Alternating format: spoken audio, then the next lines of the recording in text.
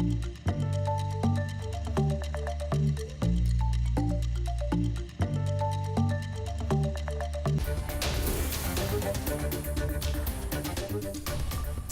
everyone, Keith Carson here, updating you on the severe weather across the state right now. We're going to start with kind of a wide view of what's going on and then look at a couple of individual cells. We'll start with the severe thunderstorm watch, which has been up since earlier this afternoon, still in effect for a good part of the state. Within that, we do have a decent line of showers and storms and quite a bit of lightning, as you can see, a prolific amount of lightning actually with some of these cells as they move towards the coastline.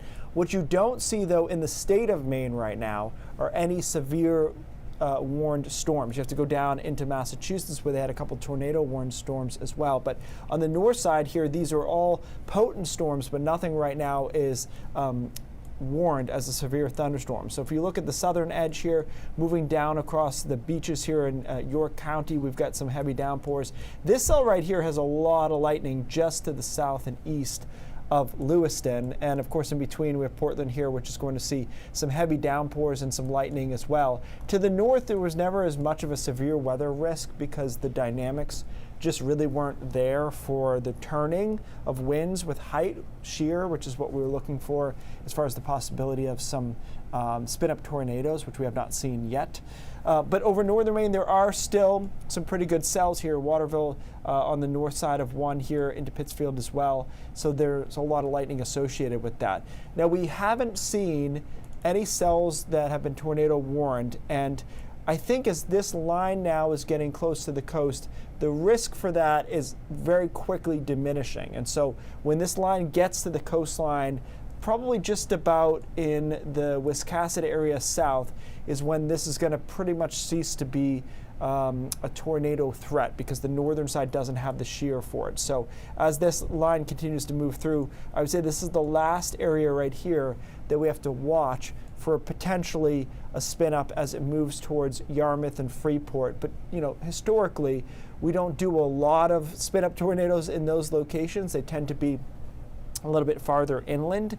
And we'll take a look at the velocity, which is the way that we would detect rotation within the thunderstorm or the thunderstorm itself rotating.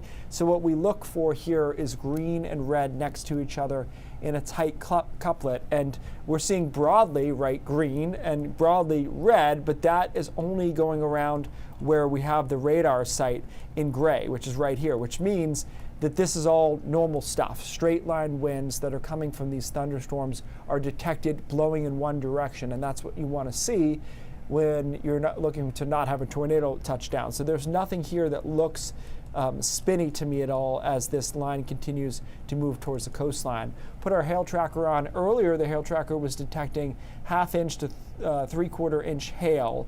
And if we run this through right now, we'll see some of those hail tracks. And the only one remaining is the last one remaining really is out towards Sebago Lake, where there was still some hail being tracked in that particular cell. But the rest of the cells, to me, now have more of a kind of a squall line look. And usually that's not as conducive to having the severe characteristics, especially when you talk about the supercell tornado potential. That hail tracker, by the way, was showing this cell that was moving through Windham and into through Raymond right now as well. And again, this line looks pretty good, but there's nothing here that worries me too much. So I would say we're quickly dwindling the chance of tornadoes, which is obviously not a bad thing. If we run this IBM graph model through, it's doing a pretty decent job initializing, right? It's showing that rain right along the coastline right now and just through Augusta to the north. So we run this forward into 6 o'clock. The line has crossed over the southern edge south of Wiscasset offshore. And I think at that point, we're pretty much out of the woods as far as severe weather goes. We talked yesterday about 4 to 8. Turned out it was a little bit earlier, and it's probably going to be more like 3 to 6 or 3 to 7 that this risk will be still in play. Once this line moves offshore, by the way, we get a bit of a break, but we go back, unfortunately, to some periods of rain tomorrow along the coastline that last a good part of the day. And so if you haven't been paying attention over the last few days, haven't tuned in with us, you probably think Sunday is a better day than it is, especially along the coast where that rain will continue. So that's our current state of play, so to speak. I don't think there's anything here too worrisome. We're running out of time to tap into that shear and get things to spin. So I think we'll be out of the woods relatively shortly as that line collapses to the coastline.